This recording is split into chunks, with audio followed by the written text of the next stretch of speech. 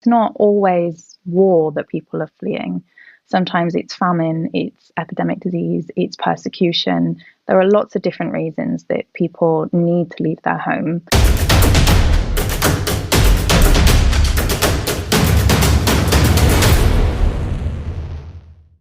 Welcome to the World Extreme Medicine podcast with myself, Wayne Walker. In this session, I'm speaking with Rebecca Marcussen-Lewis on training and delivery of maternity care in low resource settings. So what I wanted to do in this session is really dig into what Rebecca's been doing in various locations across the world as a trained midwife and indeed as a graduate of the MSc in Extreme Medicine. So quite recently, she's been working with SOS Méditerranée, which is a ship delivering humanitarian care within the Mediterranean. So it's also an organisation which advocates on behalf of people in distress at sea, without partiality and without concern for their nationality, country of origin, social belonging, religious belief, political or ethnic affiliation. So since it was started operating at sea in 2015, SOS Méditerranée has been patrolling the central Mediterranean regions in international waters between Italy and Libya. And this is where most boats are in distress. So the rescues take place outside Libyan territorial waters, also known as the 12-mile zone. So what we wanted to do in this episode is really unpick some of the seminal learning from Rebecca's activity and indeed some of the seminal cases she's been involved with from training and practising midwifery on these ships. Welcome to the podcast, Rebecca. Thank you so much for having me and giving me the chance to talk about what I love to do. It's great to have you with us. And actually, I wonder if we could just start by just maybe digging into your training and what sort of humanitarian experience you had before getting involved with the current INGO. So actually, I always say this, but people don't really believe it. I became a midwife to work in the humanitarian field. So I grew up with a very medical family for all my sins. I don't know what I did in a past life. I've got two parents who are doctors, two sisters, etc., etc. And so I was very aware of the humanitarian field growing up. And one thing that really resonated with me is the overwhelming maternal needs and neonatal needs. So I began my training in the UK. I trained through the University of the West of England in midwifery, working in the centre of Bristol, where actually I was most kind of drawn to community midwifery, so working outside of the hospital. I got a lot of experience in the hospital, in theatres, assisting in C-sections, etc. But I really liked the continuity element and working within the population as opposed to in a hospital. Once I graduated from there, I started working in a district general, so up north slightly in Gloucester, up north, still down south. And that's when I started doing the master's degree with World Extreme Medicine, because one thing that I was very conscious of, and it's something that I really advocate for, is in the humanitarian field, it's not a case of any care is better than no care. You really need to bring the best care possible because everyone deserves our very best. And I was very aware that despite having worked on ambulances as like a technician before, I didn't really have general healthcare knowledge. I was very specific. And of course, the needs in the field are very different. So I started working through the masters, got a lot of really great experiences learning from people who were from fields very different from myself. And it was actually through the masters, so my roommate on the first course, which sounds that's for a complete circle, put me in contact with an organisation called Global Midwife Response. It used to be called Midwife Pilgrim, but what they're basically doing is they're placing volunteer midwives, so it's unpaid, into contexts where maybe other NGOs are working and don't normally hire a midwife, but they need a midwife for this specific time period. With them, I was put in contact with an NGO started by a British nurse, actually, called Yazidi Emergency Support. So they were working in West Iraq and in Kurdistan, specifically in the area of Sinjar, which was the location of the 2014 Yazidi genocide. And they were working to try and restore some maternal healthcare there, because unfortunately the maternity department was completely flattened during the ISIS occupation. So I spent a couple of months there working within the city, working on a refugee camp on top of Sinjar Mountain, which unfortunately is still there today, when it was only supposed to be temporary. Having worked with them, I really wanted to continue working in the field. So after having been able to develop some of the skills of the local staff, being able to give a bit back to this population, I started working with MSF, Médecins Sans Frontières. So the first mission that I did with MSF was to Yemen. So working on the front line in an area called Taya Zuban. Unfortunately, I got medevaced because I was very clever and got cholera. But it really cemented that this was the style of working that I wanted to do. I worked with MSF. As I said, I worked in Yemen. I also worked in a refugee camp on the Greek island of Samos. So kind of two sides of a journey in some ways. Before my final mission with MSF was in Tigray in northern Ethiopia. So this was an area of active conflict. It was during 2021. And what we were doing there is we were trying to restore functionality to multiple healthcare centres, to 2 hospitals and various outreach projects as well. And at the time when I went out there, I was the only midwife employed, but by the time that I was handed over, we managed to build the team up quite a bit by that stage. And then, as I said, I know I'm jumping ahead to your next question. As I said, with it, I felt like I'd been on 2 sides of a journey. I'd been in some of the places that people were trying to escape from, particularly working with people from Syria, across the border, in Iraq, in Tigray. And I'd also worked in some of the places where they were hoping to get to, or potentially ending up in, which were the refugee camps in Greece. But there wasn't any focus really on the middle part for me. I hadn't kind of worked along the migration pathways. And it was looking at it, I realized that basically the attention within NGOs, but also globally, had kind of failed, and there wasn't any attention on what people were going through. There wasn't so much NGO input into the area. And I realized that actually this is an incredibly perilous part of the journey. And it was something that I wanted to be able to help in as well. And within MSF, there was a lot of awareness around the ship that I now work on, which is the Ocean Viking, because actually we were in partnership on the boat at one point. And so this is what I decided was the next step that I was going to take to be able to give the care that I wanted to provide to people. So, Rebecca, could you speak to the anatomy of SOS Méditerranée, just both from their ships, so the Aquarius and indeed the Ocean Viking, and the scope of work and sort of what your day-to-day looks like? Yeah, so I didn't work on the Aquarius. That actually stopped operating by the time I went to SOS. In terms of the Ocean Viking, which is where I work most of the time now, so we're just over 69 meter boat. It's 69 point, don't question me on that. And we have approximately 22, 23 crew members on board, plus marine crew, because we charter the ship from a company. Of that crew, what we have is an overall coordinator, which we call a SARCO, which is Search and Rescue Coordinator, with a deputy to help her in her roles. I say her in the one that I work with most commonly as a woman. We then have an 11-person SAR team. So that will include a SAR team leader who is overall coordinating their response. 3 drivers, because we have 3 rigid hull inflatable boats that we launch into the water from the mothership when we are going to a rescue. We also have boat leaders. So they're coordinating the smaller team that's on each ship, and then additional crew. On the deck, so not actually going into the water for the rescue, we have a 4-person medical team. So for myself, I'm a midwife, but I also work as a medical team leader on board. So I'm coordinating the medical response to any cases.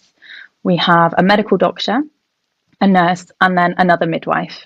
In that, although I have the midwifery skills and I do input a lot in the midwifery care on board, my role is also the coordination element. So it's really good to have an extra pair of hands. Plus also, I mean, you all know this from your experience, it's really nice to have someone with similar experience that you can bounce ideas off of and to consult with. And particularly being remote, it can be really hard when you're on your own. Then for the extra team members, we have a post-rescue team leader. So this is someone that's in charge of all of the survivor care once they're on board the mothership Ocean Viking. We have a cultural mediator, a logistician who's in charge of all of the day-to-day activities, including food logistics, access to sanification, clean water, and a relief and protection delegate that at the moment is provided by IFRC. So what they're looking at is the protection elements for survivors and their rights both on board and when they get to land. In terms of the area that we are operating, we operate exclusively in the central Mediterranean. So this is the area between Libya, North Africa, normally in the, I've got to work out my lefts and rights here, normally in the west of Libya, south of Malta and Lampedusa, which is an Italian territory within the central Mediterranean. And the reason that we do operate there is because it's actually the deadliest sea migration route in the world. So this year alone, reported by IOM, there's been 1,379 reported deaths. So that number is actually going to be much higher. And I think total we're sitting at over 25,000. And these are the ones that we know about. These are the ones that there has been a witness to what has happened. That number is easily going to be double, 10 times more, if not even further. So as you said in your introduction, we're working in international waters, and this is very important. So the central Mediterranean is divided up into national waters and international waters. And of those international waters, they're also split into different search and rescue regions. So this doesn't make them part of territorial waters. What this means is that the country who's assigned to that search and rescue region has a responsibility to coordinate the rescues within that area. So the rescues are coordinated by the Maritime Rescue Coordination Centre, or the MRCC, of which in the area we operate, there are three, which is the Libyan, the Italian, and the Maltese. The Tunisian one does come up alongside, but very rarely do we participate in rescues in their search and rescue region. So, Rebecca, just looking at the scale of the crisis within Europe, and indeed the diversity of migrants that you see on board the ship, could you maybe speak to the scale and indeed the sort of the cross section of cases that you see on board? Yeah, absolutely. I mean, for SOS Méditerranée that started operating in 2015, so far we have rescued 37,023, to be precise, 23 survivors that we've had across our two ships, the Aquarius and Ocean Viking. For Ocean Viking, we've rescued 7,500 in 106 rescue operations. What's really interesting in this is we see a lot of rhetoric in the media that it's all young, fit, healthy men. These are the people that are trying to cross. Well, of that number, we had over 2,300 children. Also, over 10% of them are women. In terms of the cases that I see, I've been on board now many times, and I've not had a single patrol where I haven't had women and children that have needed rescuing, of which the youngest one that we rescued was 10 days old. So the mother had actually been at sea for 3 days by the time we found her as well. So that baby was 7 days old when she escaped from Libya, and it took us 3 days to find them. What we're looking at in terms of ethnicity varies a lot. What is almost universal for the ones that we rescue is that they are escaping from Libya. I mean, you can read the Human Rights Watch, the UN reports on Libya, and they're really quite horrific, which falls into the element that is part of our mandate, which is the protecting of survivors as well. One of the things that we see across the media, and the attention has been drawn to it by other search and rescue NGOs, because we aren't the only ones operating, there are multiple others as well, is that others have spoken out about they've witnessed pushbacks. So this is the returning of people to Libya, which under the UN and the Human Rights Watch, you can see that it's their definition, which I think is fascinating, is it's illegal to return people to places where they face immediate torture, inhumane treatment, or other serious rights violations, which from those two organisations you can see it's very possible, which is one of the reasons that we're there. So what we do know is that actually the presence of search and rescue ships doesn't actually encourage a higher number of people to leave, that they do leave anyway. This is backed up by the figures that actually there were as many departures when there were no NGO search and rescue ships in the area. What does increase exponentially is the death toll. So what we're looking at on board is, as we kind of just said about Libya, is we're seeing people that have suffered through grave human rights abuses that are needing the additional help. And indeed, we've had people on board that, for example, I've had a spinal fracture. on board, which you wouldn't expect finding someone in the middle of the central Mediterranean to find an unstable spinal fracture, but you do. In terms of what we're seeing now is we do know that there's a deepening political unrest in Libya, which is making the situation more volatile. We're seeing worldwide a deepening challenges, and it's not always war that people are fleeing.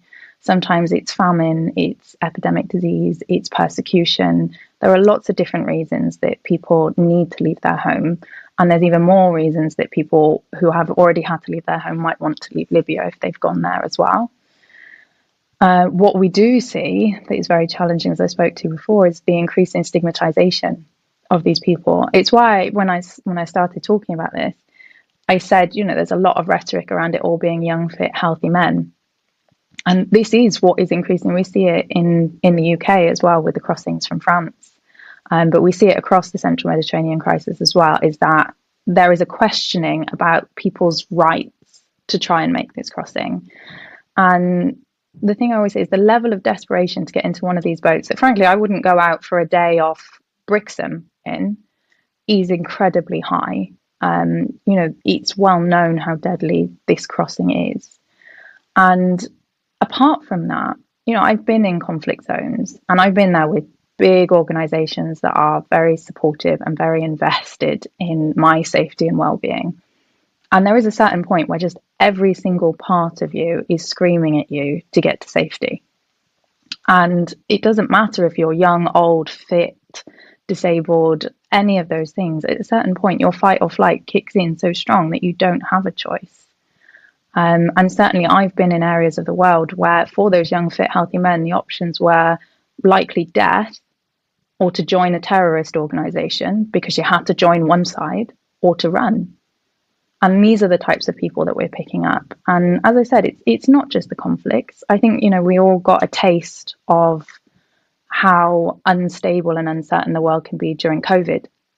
And we certainly saw in the UK the lengths that people would go to protect their families. I mean, I still remember the fistfights in Tesco's over toilet paper.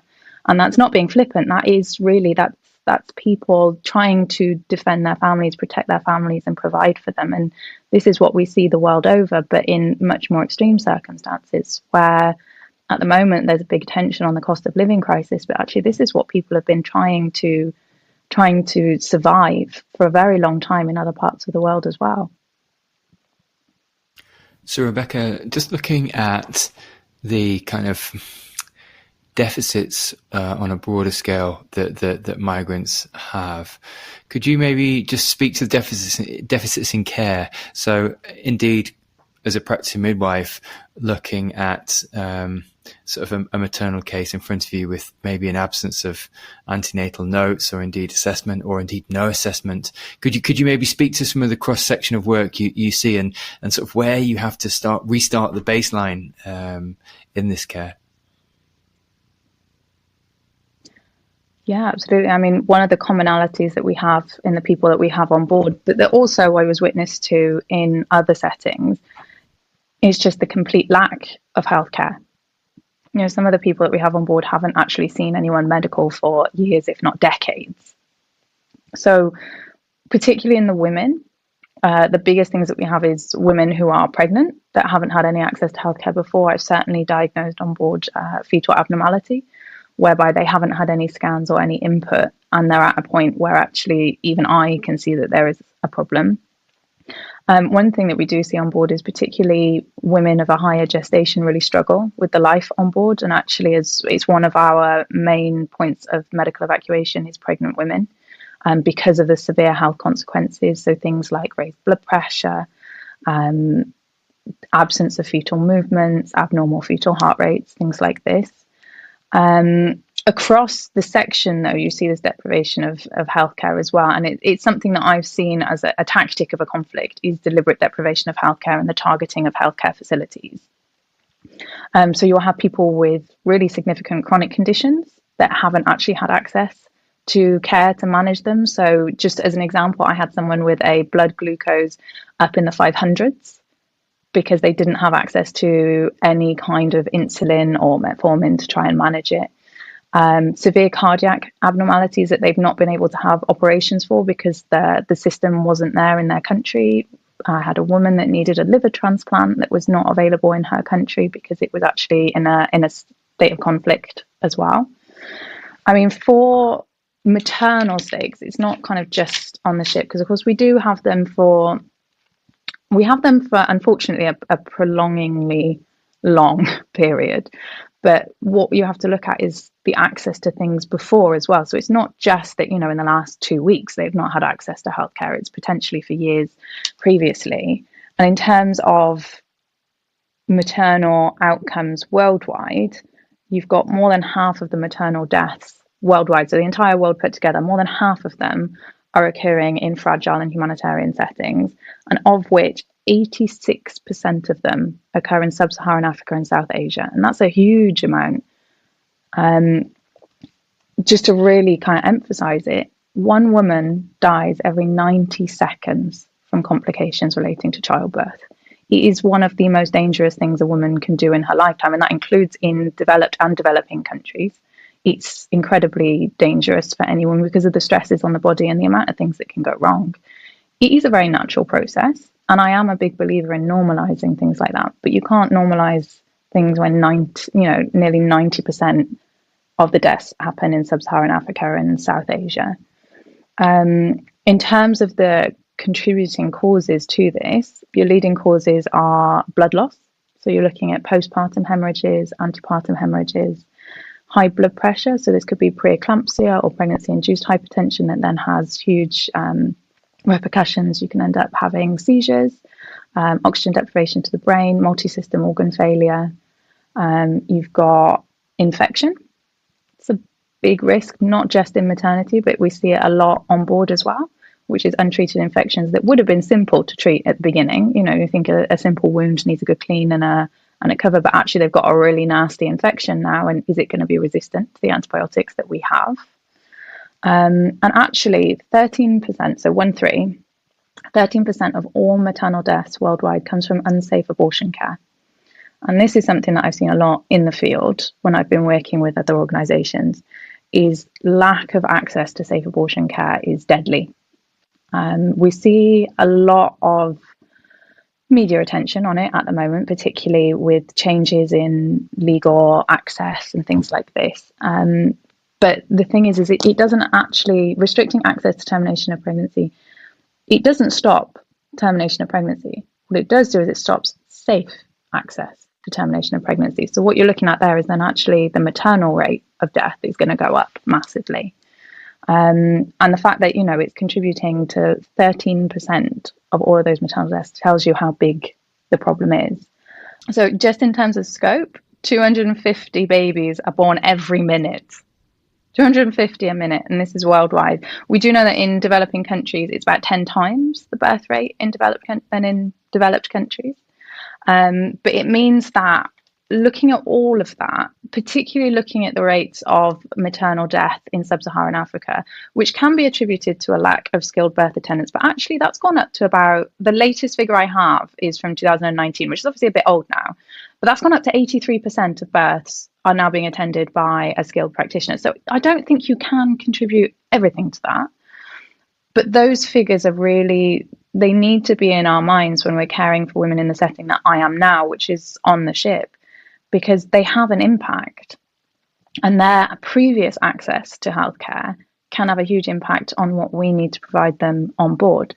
If they've lacked access to safe abortion care, for example, and they're now in a highly advanced gestation, the psychological impact of that can be massive. And particularly in those that have been unable to access safe abortion care, you've then got an increased risk of suicidal tendencies, which is something that really needs to be on our mind on board. But also just looking generally, I would say one of the biggest things that we see on board is sexual violence. And it's something that's not really recognised. And honestly, I didn't think about it when I was going into it, but it is a huge part of a midwife's role. So not just on board, but worldwide. And that's not exclusive to maternal care. So what we know is sexual violence affects men, women and children. It's not an exclusively adult female issue. I don't like that word. It's not an exclusively adult female phenomenon. It does affect all genders and age ranges. We also know that in times of unrest, so this could be conflict, it could be lots of different things, that the rates of sexual violence increase. So in conflict, we know it's used as a tactic of warfare. However, it actually also goes up within populations. So within the communities, during a time of unrest in their country, the rates of sexual violence will soar. And unfortunately, the access to good healthcare is very poor. And that's not just in developing countries. We know within the UK that male access to sexual violence care is incredibly stigmatized, and it makes it a huge barrier to them reaching out and to getting support. So this is definitely something that's always in the minds of midwives when we're working in humanitarian settings, but it's also very relevant for us on the ship in that we have overwhelming numbers of reports from survivors of incredibly hard stories of sexual violence across all of the demographics that we have on board as well. Rebecca, could you just maybe unpack for listeners what it's like to be on board? Because, some of the second and third order effects of not maybe having access to referral services, indeed maybe not having access to as many tests, or indeed retrospective case notes. Could you maybe paint a picture for sort of where you're working from and maybe the limitations of your practice? So on board we have a medical module. So this is basically a very small primary healthcare clinic.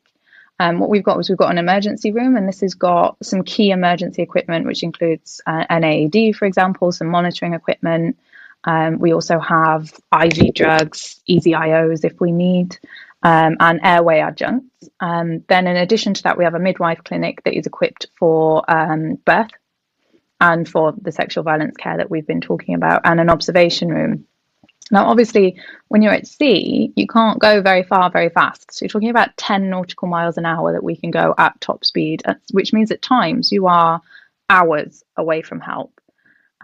We do have the ability to do an emergency referral or a medical evacuation, which we call a medevac. To do this, it really needs to be a life-threatening or limb-threatening event. And the reason for that is because they're actually very challenging to arrange. And we don't get to dictate whether or not someone is accepted for medical evacuation. This is on the health authorities on land. So what we would do is we would request a medical evacuation, and then we would also discuss any limitations to that. So if, for example, the person is immobile, they can't walk, it's going to change the way that we do a medical evacuation. They can't climb down a ladder to get into another boat. So that might be one that we prioritize a helicopter for. However, the other big challenge is the weather. Your medical evacuation might have been accepted. They might have said, yeah, absolutely, it's urgent. We need to get them to land as soon as possible to additional care resources. But if you're blowing a gale and you've got 5-meter waves, there's no way that a helicopter or a boat is going to be able to come near you. And certainly we've been in situations where there has been a life-threatening complication, whereby it's taken 16 hours to be able to get to a weather condition and a location close enough to be able to evacuate someone. We also have the element that, most of the time rescues go smoothly and they go well, and, we train for this.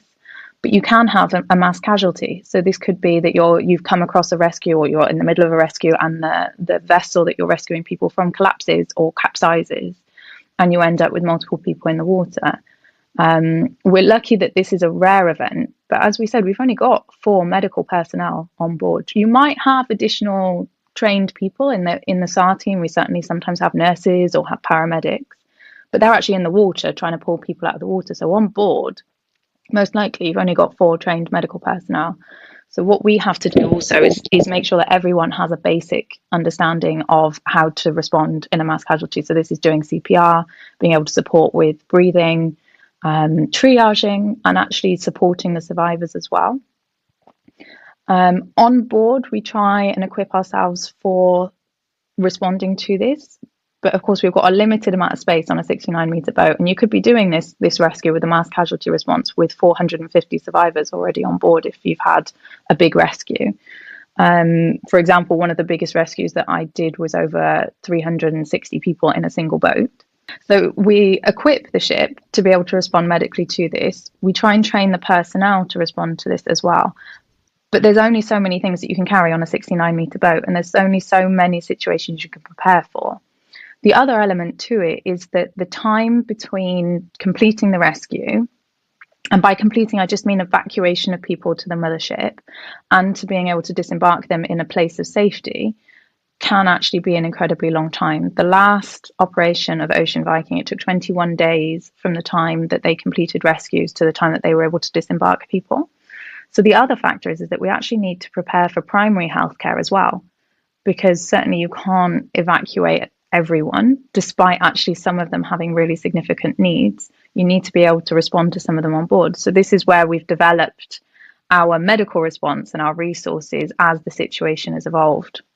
So Rebecca, could you speak to any seminal cases that you have experienced that maybe sort of typify the excellent work that SOS Méditerranée do in the Mediterranean, and indeed working as an international NGO in the waters?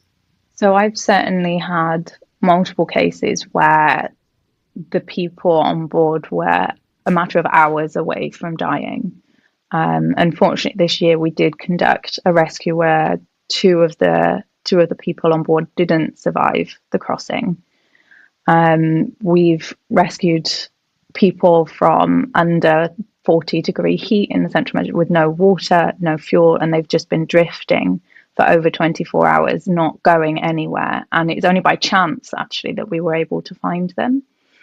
In terms of the medical cases, I had on my last patrol on board, which was in August, we had rescued, I think it was around 450 persons across, it was 8 or 9 rescue operations. And the level, and it may sound really silly because we're talking about scabies here. So scabies is not, it's not a life-threatening disorder, but it is incredibly distressing and it's incredibly harmful psychologically. But we had so many cases, and I think it was around 189 cases amongst the survivors, and so many other presentations of things like small wounds, infected wounds, that actually we had to do effectively a mass casualty triage every morning, looking through the cases and seeing which ones needed immediate care, which ones could be delayed till the afternoon, and which ones, although we knew they needed access to the healthcare, had to be postponed until the next day because the needs were just so high. And this isn't actually our role to be providing. These people have a right to disembark into a place of safety on land and have access to high quality healthcare. But the fact that we were able to get people comfortable and to provide them with their medical needs in that time, and I think it was 10 or 12 days before we were able to disembark them that time, is a testament really to the energy, the skills, and the dedication of the staff that we have on board. And multiple times, and it gets me every time, multiple times I've had survivors just say to me, "You're the first person that has cared what happens to me in a very long time." And that really typifies what we're doing. We're showing people that there is still people that care about what happens to them. We've never met them. I don't know them. I don't know their mother. I don't know where they're coming from. I've probably never been where they've come from. But we care what happens to them. We want them to be able to fulfill their dreams. We want them to be happy and healthy and to have a future. And to be able to really show people that there is still some good and that people do want them to be happy and healthy matters a huge amount to them. And it's one of the biggest things that we do.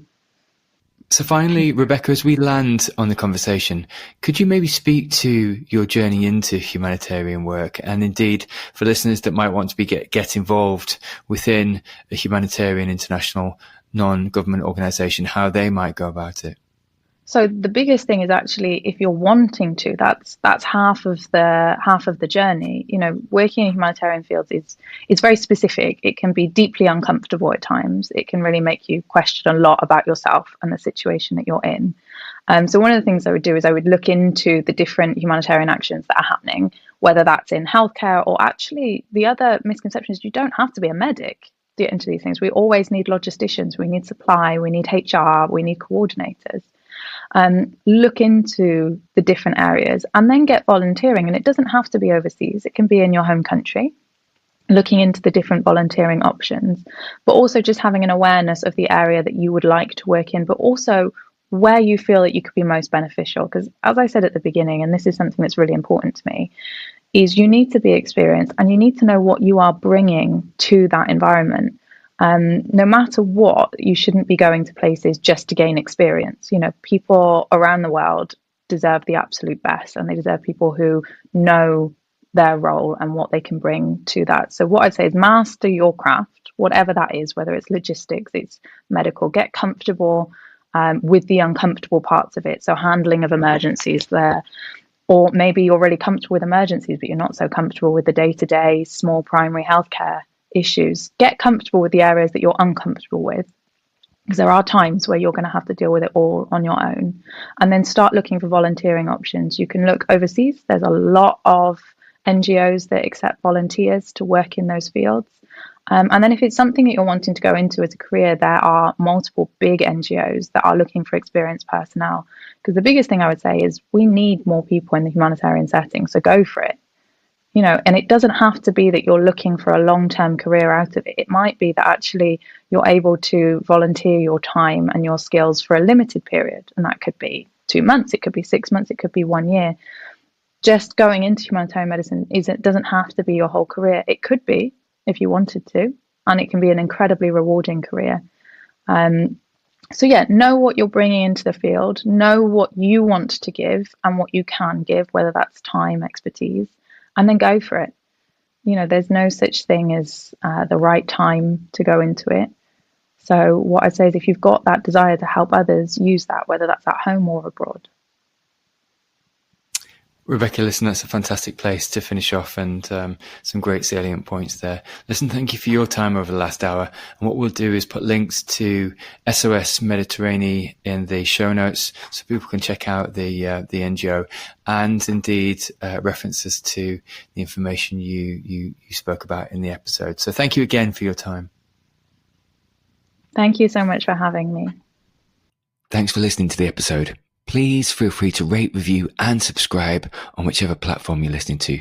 Please also head over to the World Extreme Medicine website, where you can find more engaging content on extreme medicine webinars and indeed a collection of courses from our global network, including humanitarian, disaster relief, expedition, space, military, tactical and performance medicine.